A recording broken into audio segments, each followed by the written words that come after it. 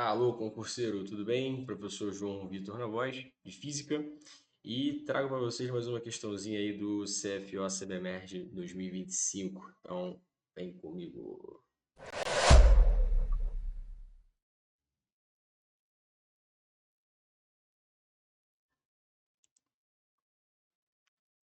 Bom, galera, inicialmente, a ideia é a seguinte, peraí, deu um errinho aqui, voltou, foi. Olha só, a ideia, ela fala sobre dilatação térmica e qual vai ser a influência disso, a relação disso, né, com o período de um pêndulo, tá? Então vamos lá. Com o intuito de verificar a relação entre temperatura e período, de um pêndulo de aço, foram realizadas 3 simulações no laboratório de termodinâmica. A cada simulação, a temperatura θ do ambiente foi modificada, sendo θ1, no caso que é a primeira temperatura, de menos 10 graus Celsius, θ2 de 20 graus Celsius e θ3 de 50 graus Celsius. Nas simulações, apenas a temperatura foi alterada, mantendo-se constantes o comprimento inicial L do pêndulo e o deslocamento em relação ao ponto de equilíbrio, como indica o esquema a seguir.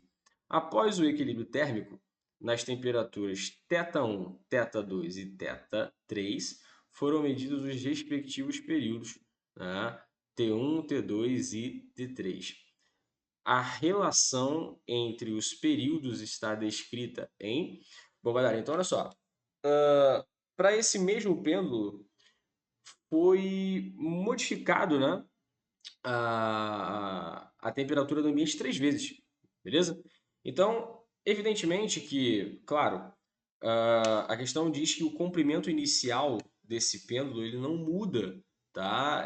Tendo em vista, né, ah, cada temperatura diferente, beleza? Então, se eu trabalho com a primeira situação, na primeira temperatura, bom, meu comprimento inicial é 1 e devido a essa mudança de temperatura, o comprimento final muda, vai ser diferente, né, em relação ao comprimento inicial.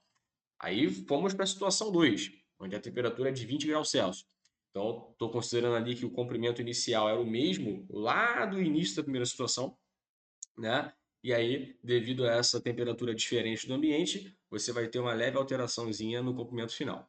Bom, então, partindo do princípio, pessoal, que objetos que aquecem, eles são dilatados e objetos que resfriam são contraídos, né? Ah, isso basicamente quer dizer o seguinte: quanto maior a temperatura, maior o comprimento do objeto, quanto menor a temperatura, menor o comprimento do objeto. Então, seguindo essa risca, né, analisando as temperaturas, eu posso afirmar que o comprimento.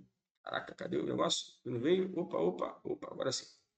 Eu posso afirmar que o comprimento na situação 1, o comprimento na situação 2 e o comprimento na situação 3 vão ter essa relação aqui, ó,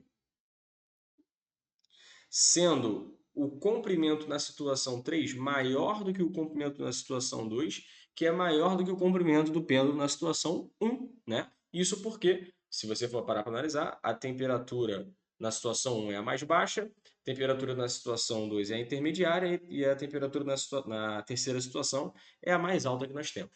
E o que isso vai influenciar no período exatamente do nosso pêndulo, né? Pessoal, o período de um pêndulo é dado por 2π vezes raiz de L, que é o comprimento do pêndulo, né, sobre G. Beleza? Ou seja, o que eu posso afirmar aqui com isso? Trocar a corzinha para ficar mais evidente, quanto maior o comprimento, maior o período, tá? São grandezas que são diretamente proporcionais, né? Ou seja, para cada caso aqui, o que nós vamos ter?